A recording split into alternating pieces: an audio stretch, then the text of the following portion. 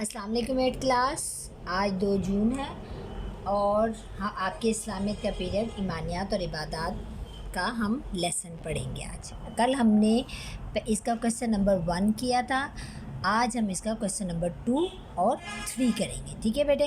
Question number 2 آپ کا کہہ رہا ہے عقیدہ آخرت کے بغیر نیکی اور حسن اخلاق کی کوئی بنیاد باقی نہیں رہتی. یہاں پر بیٹے 2 باتیں بتائی گئی ہیں. پہلی بات یہ ہے کہ عقیدہ آخرت کے بغیر یعنی کہ عقیدہ آخرت ہے کیا، پہلے یہ آپ کو پتہ ہونا چاہیے. سیکنڈ بات یہ ہونی چاہیے کہ اس کی اتنی زیادہ اہمیت ہے کہ اس کے بغیر جو ہے وہ نیکی نہیں ہو سکتی، اس کے بغیر کوئی حسن اخلاق نہیں ہو سکتا. یعنی عقیدہ آخرت میں ایسا کیا ہے جس کی وجہ سے نیکی اور حسن اخلاق دونوں ہی نہیں کیے جا سکتے. ٹھیک ہے، اس بات کی وضاحت کریں گے ہم. اس کی وضاحت واضح طور پر تب ہوتی ہے جب ہم اس کا عقلی طور پر کوئی وجہ تلاش کرتے ہیں یا ہم اس کی کوئی لاجیکل ایویڈنس دیں یا ہم اس کو لاجیکل ثابت کریں. ٹھیک ہے. اس کا سیکنڈ کویسچن کا آنسر جو ہے وہ اللہ اور اس کے رسول یہاں سے بیسیکلی شروع ہو رہا ہے، لیکن میں پہلا پیراگراف بھی تھوڑا سا آپ کو ڈیفائن کر دوں کہ پہلے پیراگراف میں آپ کا یہ بیان کیا گیا ہے کہ حضور صلی اللہ علیہ وآلہ وسلم پر یقین رکھنا بہت ضروری ہے. آپ پر کہ آپ نے جو کچھ بھی فرمایا، جو کچھ بھی آپ لائے وہ سچا اور مکمل دین تھا. اس بات کو یقین رکھ، کیونکہ عقیدہ آخرت کو بیان کرنے والی ذات حضور صلی اللہ علیہ وآلہ وسلم کی ہے اور آپ کے پاس وہ یقینی علم تھا جو اللہ تعالیٰ نے ان کو بھجوایا تھا، اور یہی اس کا ایک اطمینان بخش جواب ہے. اس کے بعد آ جاتا ہے کہ جو شخص بھی عقیدہ آخرت پر ایمان رکھتا ہوگا وہ یہ عقیدہ یہ نہیں دیکھے گا کہ جی کیا عقیدہ ہے کیا نہیں، وہ یہ دیکھے گا کہ لانے والا کون ہے، کس کے ذریعے یہ کام ہم تک پہنچا ہے. تو وہ لانے والی ذات ہمارے نبی کریم صلی اللہ علیہ وآلہ وسلم کی ہے. اور آج عقل بھی اس بات کو تسلیم کرتی ہے کہ سائنسدان اس بات پر متفق ہو چکے ہیں کہ ایک دن ایسا ضرور آئے گا جب سورج مکمل طور پر بے نور ہو جائے گا، وہ ٹھنڈا ہو جائے گا، ستارے آپس میں ٹکرا جائیں گے، پہاڑ اڑیں گے، زمین تباہ ہو جائے گی، ایک دھماکے کے ساتھ ختم ہو جائے گی. تو وہی دن قیامت کا ہوگا جو ہمارے نبی کریم صلی اللہ علیہ وسلم نے فرمایا. اس کے علاوہ دوسری بات کیا آ جاتی ہے کہ اعمال نامہ ریکارڈ کیا جا رہا ہے، اللہ تعالیٰ کے یہاں محفوظ ہے. تو یہ ایک کامن بات ہے کہ اگر ہم عام انسان کسی بھی شخص کو کہیں پر بھی کسی بھی مقام پر کسی بھی جگہ پر اس کو ریکارڈ کر سکتے ہیں تو اللہ تعالیٰ کی ذات و قادر مطلق ہے، وہ تو ہر جگہ پر یہ کام کر سکتی ہے، تو وہ بھی ریکارڈ قائم کر سکتی ہے. اور اس کی لاجیکل کیا ریزن ہے کہ اس کا سائنسی ثبوت کیا ہوا کہ ہماری جو کچھ بھی ہم بولتے ہیں اس سے جو لہریں پیدا ہوتی ہیں وہ کہیں نہ کہیں جا کر محفوظ ہو جاتی ہیں، کہیں نہ کہیں جا کر اپنا نقش چھوڑ دیتی ہیں. ٹھیک ہے، یہاں تک سمجھ آ گیا.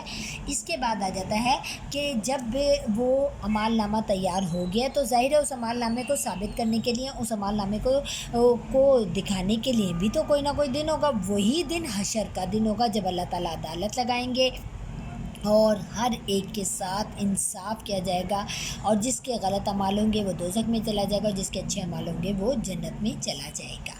اب آپ یہ دیکھیں کہ بعض اوقات ایسا ہوتا ہے کہ دنیا میں ہمیں ایسے لوگ نبی نظر آتے ہیں جو کہ بہت زیادہ نیکی کرتے ہیں لیکن وہ پھر بھی ہمیشہ مسائل کا شکار رہتے ہیں، ان کے ساتھ کوئی نہ کوئی آزمائش ہوتی رہتی ہے. اسی طریقے سے بہت سے ایسے بدکار ہیں جو کہ انتہائی دل پسند زندگی میں ہوتے ہیں. تو بیٹے اس کا جواب یہی ہے کہ ہماری عقل یہ پھر ڈیمانڈ کرتی ہے اپنے خالق حقیقی سے کہ پھر کوئی نہ کوئی ایسا دن ہونا چاہیے، کوئی نہ کوئی ایسا وے ہونا چاہیے جب ان کو ان کے اعمال کے مطابق سزا اور جزا مل سکے. اور یہی بات یہاں پر ثابت کی گئی ہے کہ اگر مکمل صحیح اور فائدہ حاصل نہیں بھی ہوتا ہے، ایک شخص بدی کر رہا ہے اور اکثر حالات میں وہ کوئی سزا یا نقصان سے بچ بھی جاتا ہے، تو یہ ہم نہیں کہہ سکتے کہ وہ ہمیشہ کے لیے بچ گئے، بلکہ اللہ تعالیٰ نے ایک دن ایسا مقرر کر دیا ہے جب اس کو مکمل طور پر جزا اور سزا ملے گی.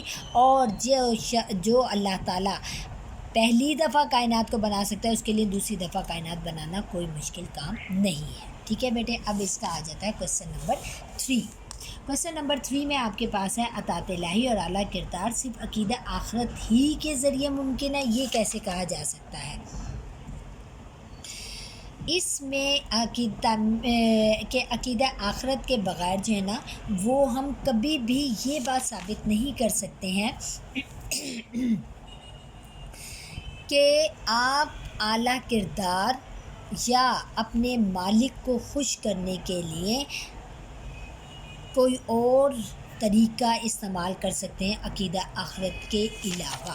اسی لیے ہمیں اپنے کردار کو بنانے کے لیے، یہ آپ کا کوسچن نمبر 3 جو ہے وہ عقیدہ آخرت کے اعلیٰ کردار کی تشکیل، یہاں سے یہ سٹارٹ ہو رہا ہے۔ یہ وہ شخص ہے جس کی نظر افعال کے آخری، یعنی وہ شخص جس کی نظر افعال کے آخری نتائج پر ہے، وہ دنیا کے فائدے و نقصان کو عارضی سمجھتا ہے اور آخرت کے ابدی فائدوں یا نقصان کا خیال کرتے ہوئے نیکی کو اختیار کرتا ہے اور بدی کو چھوڑ دیتا ہے۔ وہی بات جو ہم نے اوپر میں نے آپ کو تفصیلاً بتائی ہے، وہ بیٹے آپ نے اچھی طریقے سے اسے اگر آپ پڑھ کر دیکھیں تو اس میں وہی بات ریپیٹ کی جا رہی ہے کہ اگر ہمارے دل میں اس بات کا خوف ہے کہ ہمیں اللہ تعالیٰ کے سامنے پیش ہونا ہے تو پھر ہم کبھی بھی کوئی ناجائز کام نہیں کریں گے۔ لیکن اگر ایک ایسا شخص ہے جس کے دل میں کہ کوئی مجھے دیکھ نہیں رہا، چلو میں چھپ کر کام کر لیتا ہوں، یا میں اپنے فرض سے کوتاہی کر لیتا ہوں، یا میں سفارش سے یہ عہدہ حاصل کر لیتا ہوں، یا کوئی قیمتی چیز چرا لیتا ہوں، یا کوئی امانت میں خیانت کر دیتا ہوں، تو یہ تمام برائیاں وہ کر تو لے گا، لیکن ایک دن اسے اپنے اللہ کی عدالت میں حاضر ہونا پڑے گا۔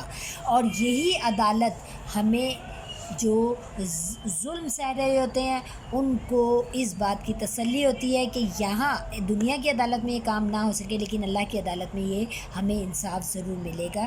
یہ انہیں نیکی کرتے رہنے پر اور اپنے آپ کو مضبوط رکھنے پر مجبور کرتی ہے، اور ایک بدکار کو اس کو سزا کا خوف دلاتی رہتی ہے، اور اسی لیے وہ نیکی کی طرف مائل بھی ہو سکتا ہے۔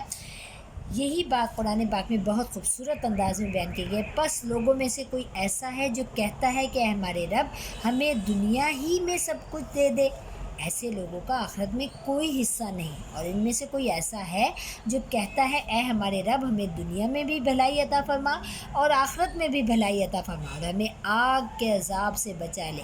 یہی وہ لوگ ہیں جن کے لیے ان اعمال کا حصہ ہے جو انہوں نے کیے ہیں، اور اللہ جلدی حساب چکانے والا ہے۔ یہاں تک آپ کا کوسچن نمبر 3 ہو جاتا ہے۔ آپ نے اسے اچھی طریقے سے یاد کرنا ہے، کچھ نہ سمجھ آئے تو آپ رسپانس کے طور پر بتا سکتے ہیں۔ اللہ حافظ۔